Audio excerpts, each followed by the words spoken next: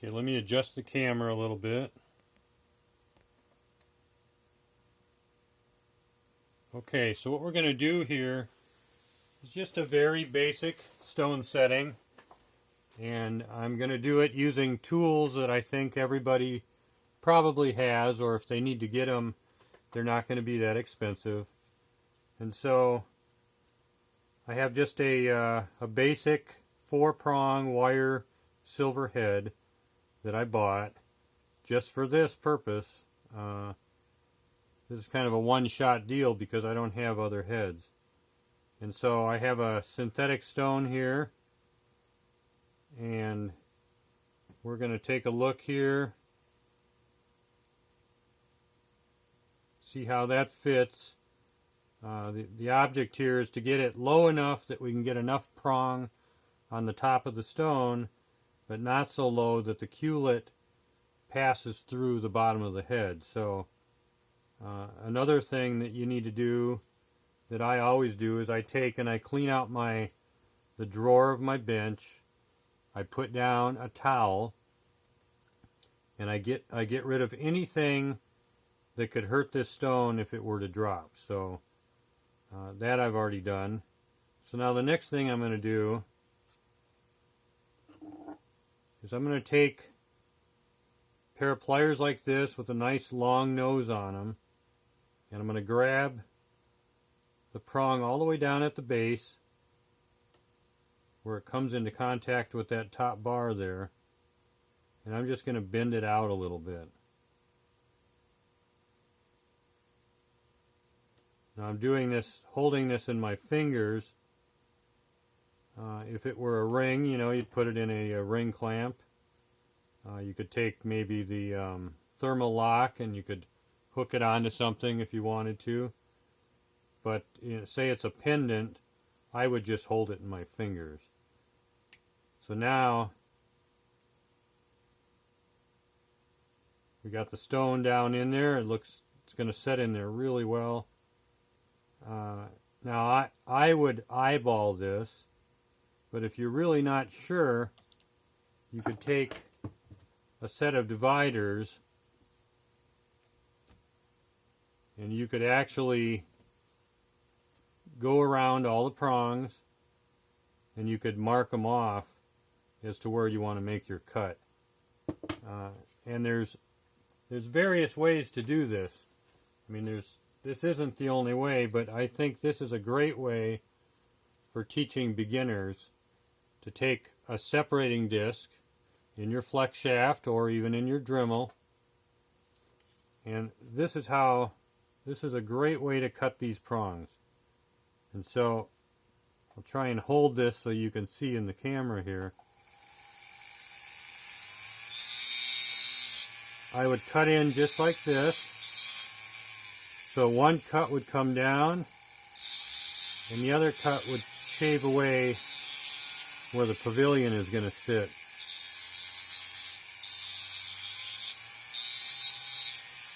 And you'd go around each prong.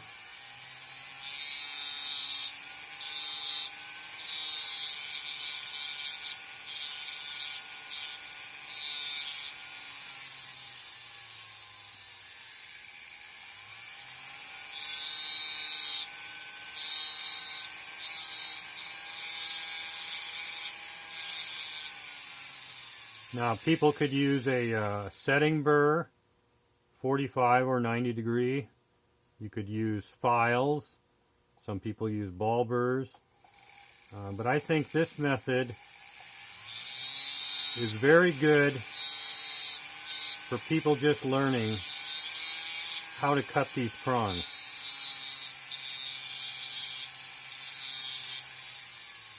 And so once you get to that point, then you look around. You look at all of them, and if one looks like it's not quite cut right, you go back and you straighten it up.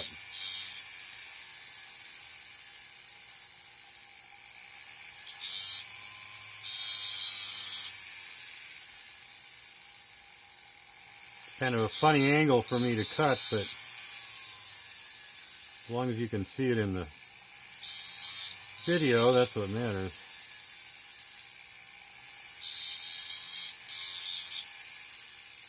Okay, at this point, we can take our stone, we can check it in there, and you want to have metal on the pavilion that's going to support the stone, which we have. So we're trying to cut the prong so that it is very similar to what the shape of the stone is.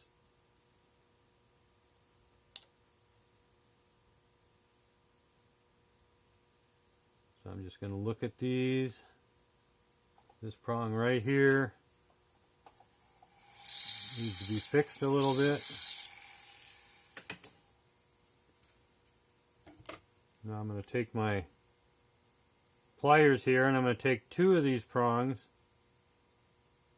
and I'm going to bend it over just at the top, and you want to grab down so that it bends right where it's supposed to. Just like that. Now we can slide that in, and so the big goal here is that the stone is going to be horizontal from all different angles. And actually I'm going to take the other two prongs and bend those forward just like that. So you can kind of look from all directions here. And if you hold it up to the light, which I can't show you here, you can actually see if there's any light between the prong and the stone. So at this point, I'm going to grab this at the base. I'm just going to bend it in just slightly.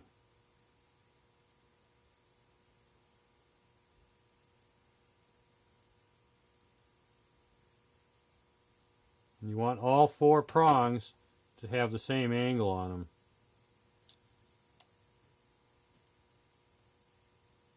Okay, so now this is really starting to look great. I'm going to take two of the prongs.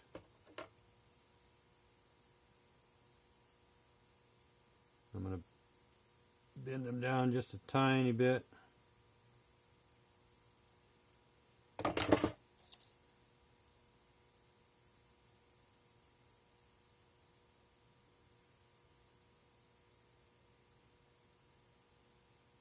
Okay, that's all looking really good. Never made a video trying to set a stone. It's a little unusual. So we're going to take those two prongs. No need to rush when you're setting stones. Take your time. You should never break a stone if you're setting it.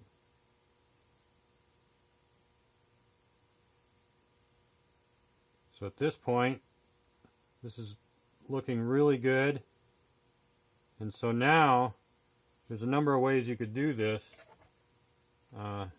You could have some brass like this, and what you would do is you would take your file, you can go across the top, flatten it out, and then take your separating disc, and you could cut a groove.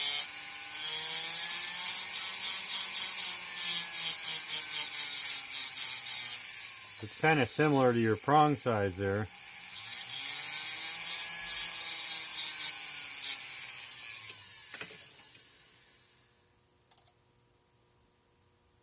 Now I don't know if this will be in the picture. Normally I would take and I would hold this. I'm going to have to look in the camera here and make sure I got this in the picture. Okay. I would hold it against with one prong against there. Now you want to make sure that the bend is right at the girdle. So you could take this tool you just made, hold that against there, support it really well, and bend that prong over. Do the same on the other one over here. Bend that over. So now we have the stone's a little bit loose, but the prongs are bent over really nice. They're bent right at the girdle, and they sit well on the pavilion, and they sit well on the crown. So the next thing that you can do, now bigger stones like this is a little more difficult, but because this pliers may not reach, but you have parallel pliers like this. You would support this. You would take the parallel pliers, spread it across, and you could squeeze just slightly. You'll pull those two prongs together, and then you go directly across, do the next side, and then turn over. Just like that. And finally the last side. So you want to do opposing sides. And you don't ever want the tip of the pliers to touch the girdle of the stone. So at this point, now you want to have the table lined up so that it's square with the prongs. Another way to tighten it down, and I've showed this before, is to have a pair of pliers like this that are flat. You want to brace it good.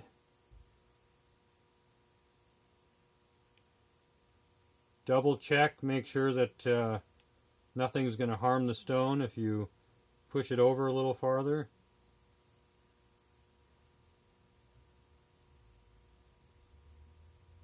Turn to the right, back to the left as you're pushing forward. Then do the other side.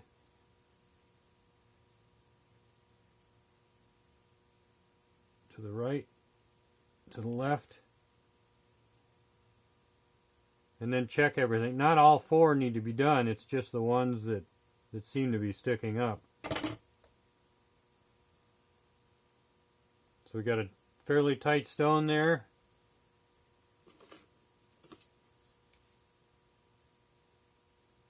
So the next thing you would do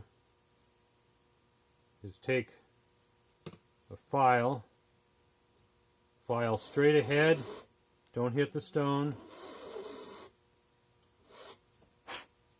and file off the top.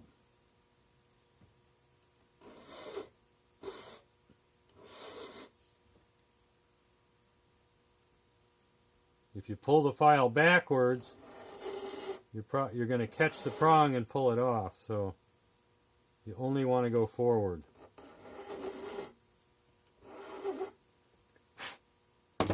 Helps to have a little way to brush it off. Once you've done that, then you take your needle file, and the needle file, I like the Barrett fairly worn file.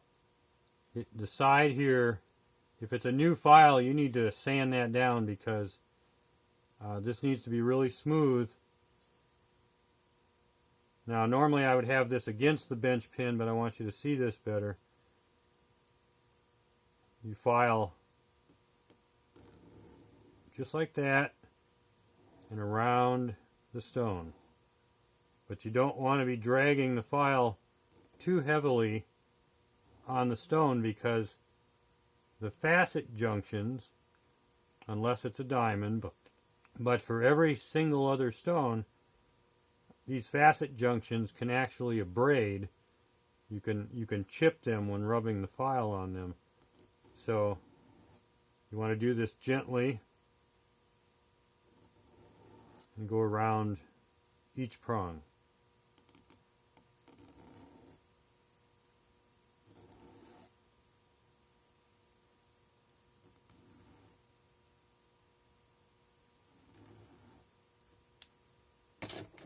And you can brush it off, check them,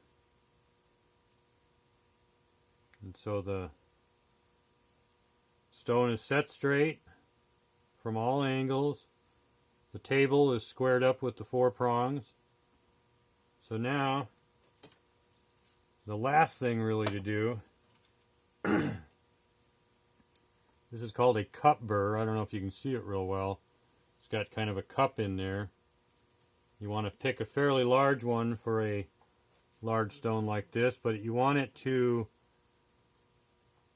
go over the whole prong. But again, you want the edge of this, if it's a brand new burr, if you drag it on those facet junctions, except for a diamond, you could abrade the stone. So you want to be careful. You want to dip it in your oil or burr lube, whatever it is you use, and you want to go around it.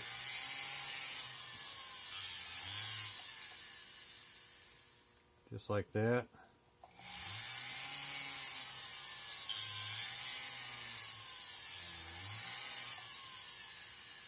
Now I actually could have taken these down a little farther. They're a little tall.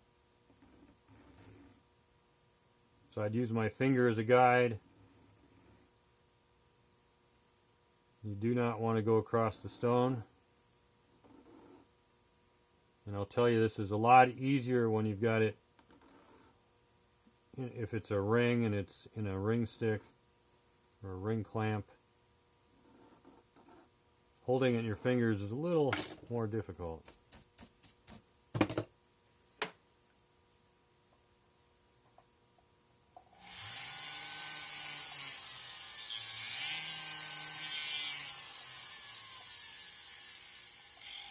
So hopefully this helps you a little bit. Unfortunately, my phone will only take a video that's less than 10 minutes, or it doesn't load very well.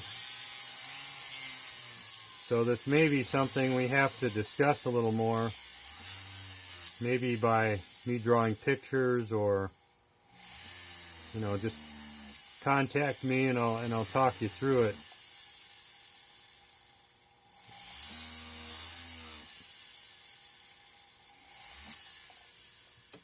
So at this point, it's set pretty well, and I would take a rubber wheel, preferably something that won't damage the stone. This one might be a little harsh on the stone, but it's all I got. So do the back side. Watch what you're doing. You can do on the sides of the prong.